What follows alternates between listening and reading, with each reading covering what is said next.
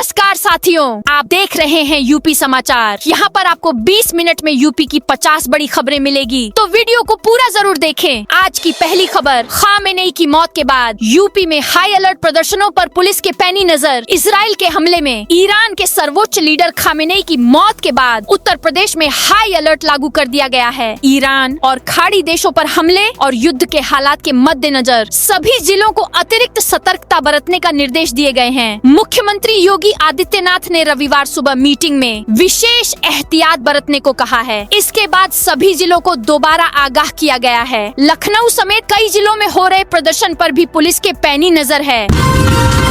Commercial cylinder 31 रुपए तक महंगा। आज से 19 किलो वाला कॉमर्शियल गैस सिलेंडर 31 रुपए तक महंगा हो गया है। सबसे ज्यादा बढ़ोतरी कोलकाता में हुई है, जहां अब सिलेंडर के लिए 1875.50 चुकाने होंगे। वहीं दिल्ली में कीमत 28 रुपए बढ़कर 1768.50 हो गई है। पहले यह 1740.50 में मिल रहा था।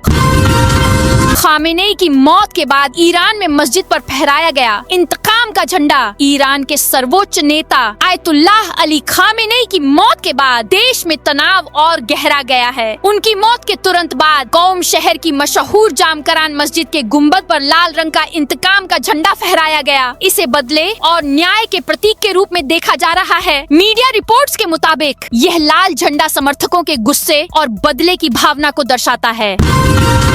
बिना एक्टिव सिम के नहीं चलेंगे व्हाट्सएप और टेलीग्राम। आज से मैसेजिंग एप्स के लिए सिम बाइंडिंग नियम लागू हो गए हैं। सरकार के इस नियम के बाद अब व्हाट्सएप, टेलीग्राम और सिग्नल जैसे मैसेजिंग एप्स तभी काम करेंगे जब फोन में वही सिम कार्ड एक्टिव मोड में लगा हो जिससे अकाउंट बनाया गया है। इसके अलावा अगर आप कंप्यूटर पर व्हाट्सएप जैसे एप्स चलाते हैं तो लॉग इन व्हाट्सएप भी 6 घंटे में लॉग आउट हो जाएगा। पहले ये एक बार लॉग इन करने पर हफ्तों तक चलता था। रेलवे का यूटीएस ऐप बंद। अब रेल वन से होगी बुकिंग। रेलवे का पुराना अनरिजर्व्ड टिकटिंग सिस्टम यानी यूटीएस ऐप आज से पूरी तरह बंद कर दिया जाएगा। अब जनरल, प्लेटफॉर्म और लोकल ट्रेनों की टिकट बुक करने के लिए यात्रियों को नए रेल वन ऐप का इस्तेमाल करना होगा। रेल वन ऐप को जुलाई 2025 में लॉन्च किया गया था। हालांकि इसके लिए एक जरूरी शर्त है। नियम, रेल वन ऐप उसी मोबाइल नंबर से रजिस्टर करना होगा जिससे यूटीएस ऐप रजिस्टर्ड था। अगर मोबाइल नंबर एक ही रहता है तो बैलेंस अपने आप नए ऐप में दिखने लगेगा।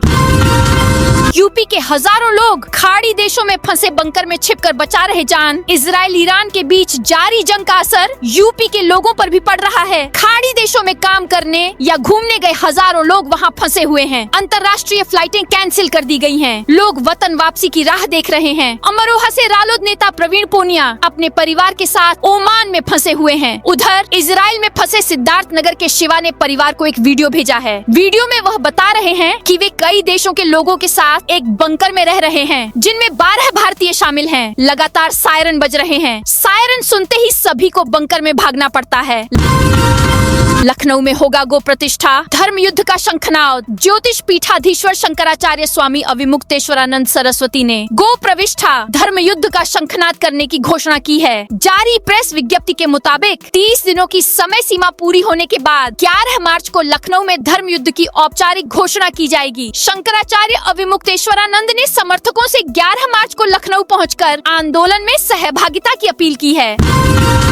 विधानसभा चुनाव से पहले सक्रिय हुए संघ प्रमुख। राजधानी लखनऊ में रविवार को मोहनलालगंज में आयोजित एक कार्यक्रम में हिस्सा लेने संघ प्रमुख मोहन भागवत एक बार फिर लखनऊ पहुंचे हैं। 21 दिन के अंदर यूपी में उनका चौथा दौरा है। 15 दिन के अंदर लखनऊ में दूसरा। यहाँ से निकलने के बाद वह निराला नगर स्थित सरस्वती कुंज जाएंगे। वहाँ पर बैठक की बात सामने आ रही है। यहाँ से उनके दिल्ली रवाना होने की चर्चा है। इस महीने 18 दिन बैंकों में काम नहीं होगा। इस महीने यानी मार्च में देश के अलग अलग राज्यों में कुल 18 दिन बैंकों में कामकाज नहीं होगा। आरबीआई की ओर से जारी कैलेंडर के अनुसार अगले महीने 5 रविवार और दूसरे चौथे शनिवार के अलावा 11 दिन अलग अलग जगहों पर बैंक बंद रहेंगे। सांसद चंद्रशेखर पहुंचे मेरठ। अग्निकांड पीड़ितों के लिए मांगे 5 करोड़। किदवई नगर में मकान में भीषण आग लगने से 6 लोगों की दुखद मृत्यु के मामले में नगीना सांसद चंद्रशेखर आजाद रविवार को मेरठ आकर पीड़ित परिवार से मिले और उन्हें सांत्वना दी। आजाद समाज पार्टी के संस्थापक चंद्रशेखर ने घटना पर गहरा दुख व्यक्त किया और सरकार से पीड़ित परिवार को 5 करोड़ की आर्थिक सहायता देने की मांग की। प्लाईवुड फैक्ट्रियों में चौथे दिन भी आयकर जांच जारी। रामपुर में 3 प्लाईवुड फैक्ट्रियों में आयकर विभाग की जांच चौथे दिन भी जारी है। दिल्ली से आए 6 वरिष्ठ अधिकारियों की टीम इन फैक्ट्रियों के वित्तीय लेन देन से जुड़े प्रपत्रों की गहनता से पड़ताल कर रही है। सूत्रों के अनुसार इस मामले में बरेली और रुद्रपुर स्थित कंपनियों का भी सर्वे किया जा रहा है जो इन फैक्ट्रियों को कच्चा माल सप्लाई करती हैं। कुशीनगर में होली पर शराब की दुकानें रहेंगी बंद। कुशीनगर जिला प्रशासन ने होली पर्व को शांतिपूर्ण और सुरक्षित ढंग से संपन्न कराने के लिए कड़े कदम उठाए हैं। इसके तहत 4 मार्च को जनपद की सभी शराब की दुकानें बंद रहेंगी। साथ ही अवैध कच्ची शराब के खिलाफ आबकारी विभाग और पुलिस का अभियान भी तेज कर दिया गया है। यति नरसिंहानंद ने खामनेई के खात्मे पर सराहना की। कहा, भारत की हर मस्जिद में खामनेई बैठा हुआ है। शिव शक्ति धाम डासना गाजियाबाद के पीठाधीश्वर व श्री पंचदशनाम जूना अखाड़े के महामंडलेश्वर यति नरसिंहानंद ने एक वीडियो जारी करके ईरान पर कार्यवाही करने के लिए इजराइल के राष्ट्रपति नेतन्याहू और अमेरिका के राष्ट्रपति डोनाल्ड ट्रंप को साधुवाद झापित किया। उन्होंने कहा कि मैं विश्व के 100 करोड़ हिंदुओं की ओर से इजराइल के राष्ट्रपति नेतन्याहू और उनकी सारी कौम को साधुवाद देता हूँ और ट्रंप को भी साधुवाद देता हूँ कि उन्होंने अपने मित्र का साथ नहीं छोड़ा। होली पर बरेली मंडल के चारों जिलों में निकाले जाएंगे 123 जुलूस। डीआईजी ने होली पर बरेली रेंज में पुलिस की तैयारियों की समीक्षा की। उन्होंने बताया कि होली पर चारों जिलों में 123 जुलूस निकाले जाएंगे। बरेली में 3041, बदायूं में 2275, पीलीभीत में 1397 एवं शाहजहांपुर में 2855 समेत कुल 9568 स्थानों पर होलिका दहन होगा। त्योहार को शांतिपूर्ण संपन्न कराने के लिए सुरक्षा के कड़े बंदोबस्त किए गए हैं। नेपाल यात्रा का इस तारीख के बाद ही बनाइएगा कार्यक्रम। सील होने जा रही सीमा। यदि आप नेपाल जाने की योजना बना रहे हैं तो 6 मार्च के बाद ही यात्रा बनाएं, क्योंकि 5 मार्च को नेपाल में चुनाव है और 72 घंटे पहले सीमा सील कर दी जाएगी। इस दौरान भारतीय पर्यटकों के लिए भी नेपाल में प्रवेश और वाहन ले जाना वर्जित रहेगा। नेपाल का अंतर्राष्ट्रीय एयरपोर्ट खुला रहेगा, लेकिन बाहर जाने के लिए वाहन मिलना असंभव होगा। सीएम योगी के आदेश के बावजूद अब तक नहीं मिली कर्मचारियों को सैलरी। सीएम योगी आदित्यनाथ ने आदेश दिया था कि फरवरी माह के सैलरी फरवरी माह में ही आ जाए। 1 मार्च को रविवार है और 2 से 4 मार्च तक अवकाश। फरवरी माह की सैलरी 28 फरवरी को ही प्रदेश के कर्मचारियों और पेंशन धारकों के खाते में आनी थी, लेकिन 1 मार्च की सुबह तक अभी तक सैलरी क्रेडिट नहीं हो सकी है। अमेरिका, इजराइल व ईरान युद्ध ने यूपी के निर्यातकों की बढ़ाई टेंशन। ईरान पर इजराइल और अमेरिका के हमले से पीतल नगरी के हस्तशिल्प उद्योग पर संकट के बादल फिर से गहराने लगे हैं, क्योंकि अमेरिका, जापान समेत मिडिल ईस्ट के देशों में जिले के हस्तशिल्प उत्पाद का सबसे अधिक कारोबार होता है। शहर के कई निर्यातकों ने बताया कि अगर युद्ध चलता रहा तो हस्तशिल्प उत्पाद का कारोबार प्रभावित होगा और निर्यातकों के आर्डर रुकेंगे। मनरेगा व वीबीजी रामजी में रिश्तेदारों की फर्में नहीं बनेंगी। वेंडर। उत्तर प्रदेश सरकार ने मनरेगा और विकसित भारत रोजगार गारंटी एवं आजीविका मिशन ग्रामीण वीबीजी रामजी के तहत वेंडर पंजीकरण के नियमों में बदलाव किया है। अब इन योजनाओं में विभागीय अधिकारियों और कर्मचारियों के परिवार की फर्मों को वेंडर के रूप में पंजीकरण नहीं मिलेगा। ग्राम्य विकास विभाग ने इसके लिए नई गाइडलाइन जारी की है। यूपी में होली पर स्वच्छता का महाअभियान। मुख्यमंत्री योगी आदित्यनाथ ने होली पर्व के मद्देनजर ग्रामीण इलाकों में स्वच्छता और मच्छर जनित बीमारियों से बचाव के लिए निर्देश दिए हैं। 2 से 4 मार्च तक प्रदेश की ग्राम पंचायतों में व्यापक स्वच्छता और सैनिटाइजेशन अभियान चलेगा। इसमें कार्यक्रम स्थलों, घाटों, तालाबों की सफाई, फॉगिंग और एंटी लार्वा छिड़काव शामिल है। डीएम और सीडीओ इसकी निगरानी करेंगे, जिससे त्योहार पर बेहतर साफ सफाई सुनिश्चित हो सके। मेरठ में नामी सराफ का 244 ग्राम सोना लेकर बंगाली कारीगर फरार। शहर के सराफा बाजार में एक बड़े सराफ का 244 ग्राम सोना लेकर बंगाली कारीगर फरार हो गया। पहले भी बाजार में ऐसे मामले सामने आए हैं जिसमें बंगाली कारीगर जेवर बनाने के बहाने सोना लेकर भाग गए थे। इस बार सराफ ने घर और दुकान जाकर देखा तो ताले लगे हुए थे और कारीगर वो उसके साथी फरार थे। कंपनी बाग से नवाबगंज के बीच अभियान चलाकर हटेगा अतिक्रमण। नगर आयुक्त अर्पित उपाध्याय ने रविवार को कंपनी बाग चौराहे से यूपीसीडा गेस्ट हाउस के बाहर नवाबगंज, विष्णुपुरी, आजाद नगर, करबला चौराहा, वीएसएसडी कॉलेज आदि क्षेत्रों का निरीक्षण किया गया। कंपनी बाग चौराहे से यूपीसीडा होते हुए नवाबगंज तक सड़क के दोनों आवश्यकता अनुसार इंटरलॉकिंग का कार्य शीघ्र प्रारंभ कराए जाने के निर्देश दिए। इसके अलावा अतिक्रमण अभियान चलाते हुए अवैध स्थायी व अस्थायी अतिक्रमण को ध्वस्त किए जाने के लिए अधिकारियों को निर्देशित किया। एक स्थान पर कूड़ा पाए जाने पर जोनल स्वास्थ्य अधिकारी का वेतन रोकने के निर्देश दिए। अजय राय लखनऊ में हाउस अरेस्ट, पुलिस ने रोका तो भड़के। उत्तर प्रदेश कांग्रेस कमेटी के अध्यक्ष और पूर्व मंत्री अजय राय को रविवार शाम लखनऊ में पुलिस ने हाउस अरेस्ट कर लिया। वह लखनऊ सीतापुर रोड स्थित ग्राम तरैया में करंट लगने से जान गंवाने वाले संविदा कर्मी लाइनमैन परशुराम रावत के परिजनों से मिले। सीतापुर रोड पर मिलने के बाद फतेहपुर जिले में हुई शिक्षक BLO से मिलने जा रहे थे।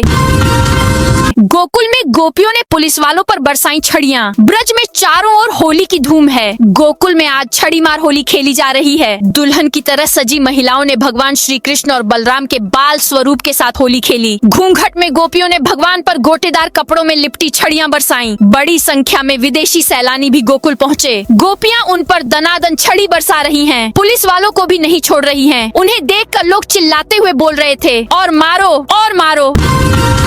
बच्चों से संवाद और उनकी त्वरित मदद को लेकर बेहद सक्रिय हैं। मुख्यमंत्री योगी आदित्यनाथ देश का भविष्य माने जाने वाले बच्चों की हर समस्या के समाधान को लेकर बेहद सक्रिय हैं। बच्चों से जुड़े मामलों में उनके हस्तक्षेप के कई उदाहरण हाल के समय में सामने आए हैं। सीएम योगी आदित्यनाथ ने विभिन्न अवसरों पर बच्चों की शिक्षा, इलाज और अन्य जरूरतों से जुड़े मामलों में संबंधित अधिकारियों को निर्देश दिए। जापान के यामानाशी दौरे के दौरान मुख्यमंत्री ने वहां मौजूद बच्चों से मुलाकात की। एक बच्चे ने कर्पूर गौरम करुणावतारम श्लोक सुनाया, जिसमें भूल होने पर मुख्यमंत्री ने उसे पूरा कराया। कार्यक्रम में बच्चों के साथ गुरुर ब्रह्मा गुरुर विष्णु मंत्र का उच्चारण भी कराया गया।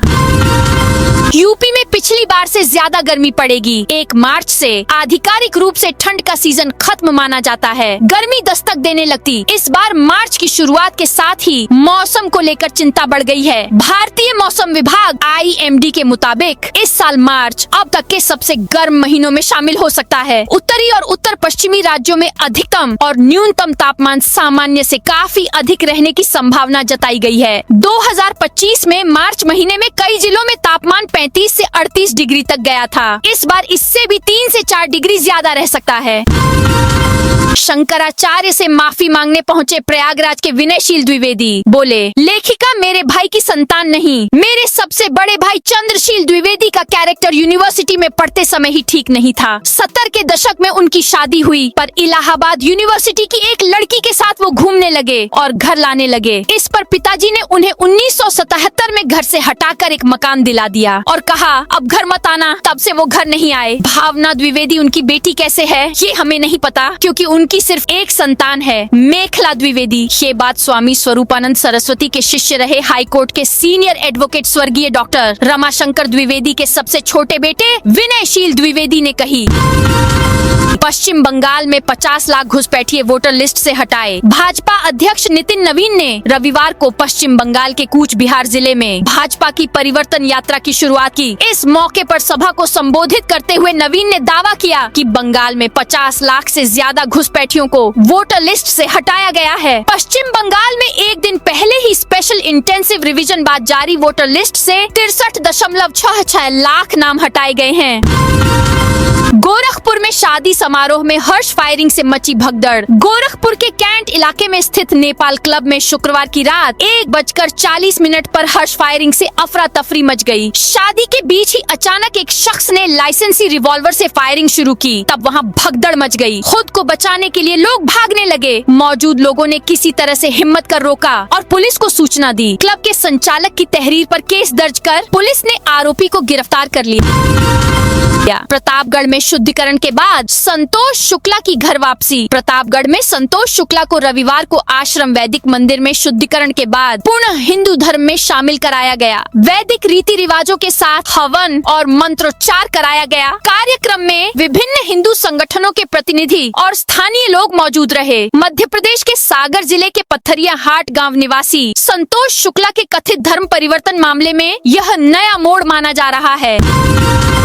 मऊ में तमसा नदी पर पीपा पुल का होगा निर्माण। मऊ में तमसा नदी पर 60 लाख रुपए की लागत से पीपा पुल का निर्माण कार्य जल्द शुरू होगा। इस पुल से नदी के उस पार बसे नगरीय क्षेत्र की लगभग 30,000 आबादी को आवागमन में बड़ी राहत मिलेगी। अब तक यह क्षेत्र आवागमन सुविधा के अभाव में विकास से वंचित था।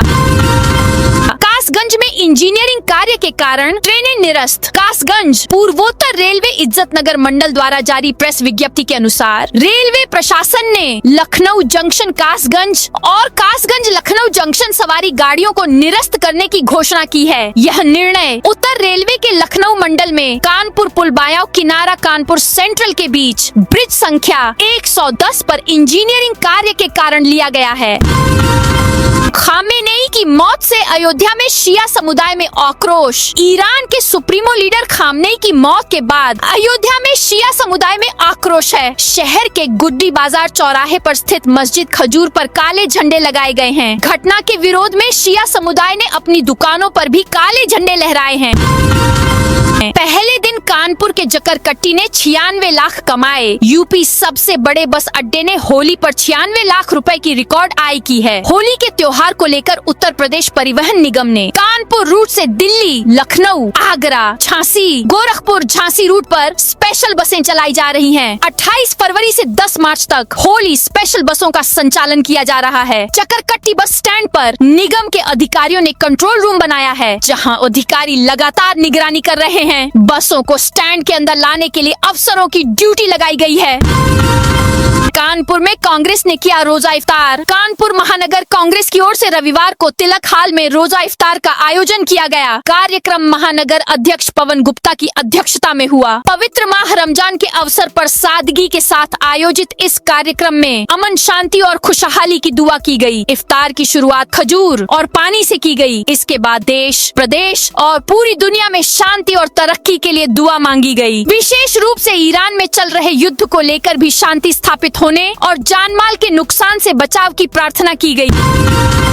प्रतापगढ़ में 50,000 का इनामी पकड़ाया। प्रतापगढ़ पुलिस ने गोवंश अवशेष मामले में फरार चल रहे 50,000 रुपए के इनामी आरोपी आमिर को गिरफ्तार कर लिया है। उसे देलहुपुर थाना क्षेत्र स्थित देलहुपुर बस स्टैंड के पास से पकड़ा गया। आमिर प्रयागराज जनपद का निवासी है और उसके खिलाफ प्रयागराज व प्रतापगढ़ में गोवध अधिनियम, चोरी तथा छेड़खानी सहित गंभीर धाराओं में 2 मुकदमे दर्ज हैं।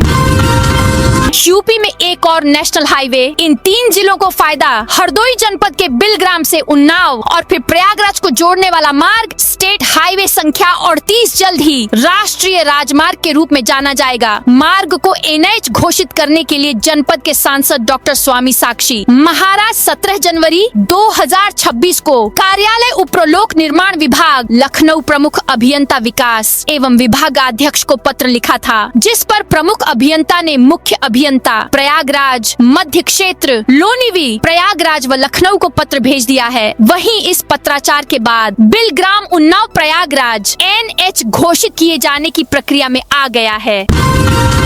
यूपी सरकार अलर्ट। इजराइल में काम कर रहे श्रमिकों के लिए हेल्पलाइन नंबर जारी। पश्चिम एशिया में जारी तनावपूर्ण हालात को देखते हुए उत्तर प्रदेश सरकार ने इजराइल में कार्यरत प्रदेश के श्रमिकों की सुरक्षा को लेकर सतर्कता बढ़ा दी है। वर्तमान में उत्तर प्रदेश के कुल 6004 निर्माण श्रमिक इजराइल की विभिन्न निर्माण कंपनियों और परियोजनाओं में कार्यरत हैं। इन श्रमिकों का चयन राष्ट्रीय कौशल विकास निगम और इजराइल की सरकारी संस्था पीबा के माध्यम से वर्ष 2024 में किया गया था।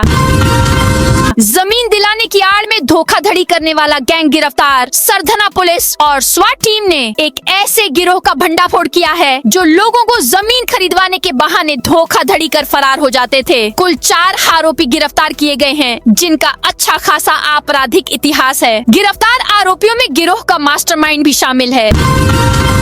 आगरा शहर को 40% होली पर नहीं मिलेगा पानी। 2 दिन बाद होली खेली जाएगी, लेकिन आगरा में अभी भी पानी का संकट गहराया हुआ है। शहर में 60% जलापूर्ति हो रही है। 40% लोग अभी भी पानी के लिए तरस रहे हैं। इस होली पर शहरवासी जल संकट से जूझेंगे। शहर की कई जगहों पर पानी की पाइपलाइन डालने का काम चल रहा है। जहां जलापूर्ति ठप है, वहां पानी के टैंकर की व्यवस्था की गई है, जिससे त्योहार पर कोई भी पानी समस्या से ना जूझे। होली से पहले सब्जियों के दाम दोगुने हुए। होली पर्व नजदीक आने के साथ ही सब्जी बाजार में महंगाई का असर दिखना शुरू हो गया है। रोजमर्रा की सब्जियों के दाम अचानक बढ़ने से आम लोगों का रसोई बजट बिगड़ गया है। बीते सप्ताह तक 20 रुपए प्रति किलो बिकने वाली लौकी अब 40 रुपए प्रति किलो तक पहुंच गई है। इसी तरह मटर का भाव भी लगभग 2 गुना होकर 35 से 40 रुपए प्रति किलो हो गया है। हाथरस में पीएम मोदी का पिंडदान किया। हाथरस में राष्ट्रीय सवर्ण परिषद के अध्यक्ष पंकज धवरैया का धरना आज भी जारी रहा। इस दौरान प्रदर्शनकारियों ने प्रधानमंत्री नरेंद्र मोदी के चित्र के समक्ष पिंडदान किया। यह धरना यूजीसी बिल और SC/ST एक्ट के विरोध में 23 दिनों से चल रहा है। पंकज धवरैया ने बताया कि 23 दिन पहले उनकी पदयात्रा को प्रशासन ने रोक दिया था। तभी से वह कंचन नगर में धरने पर बैठे हैं और अपनी मांगों को लेकर आवाज उठा रहे हैं। कानपुर में 68 खातों से 1600 करोड़ निकल गए। कानपुर में 68 बैंक खातों से बीते 2.5 साल में करीब 1600 करोड़ रुपए की निकासी के मामले ने सनसनी फैला दी है। जांच के दौरान बैंक कर्मचारियों की भूमिका भी संदिग्ध मानी जा रही है। साइबर क्राइम ब्रांच ने कुछ बैंकों को नोटिस जारी कर खातों से जुड़ी विस्तृत जानकारी मांगी है।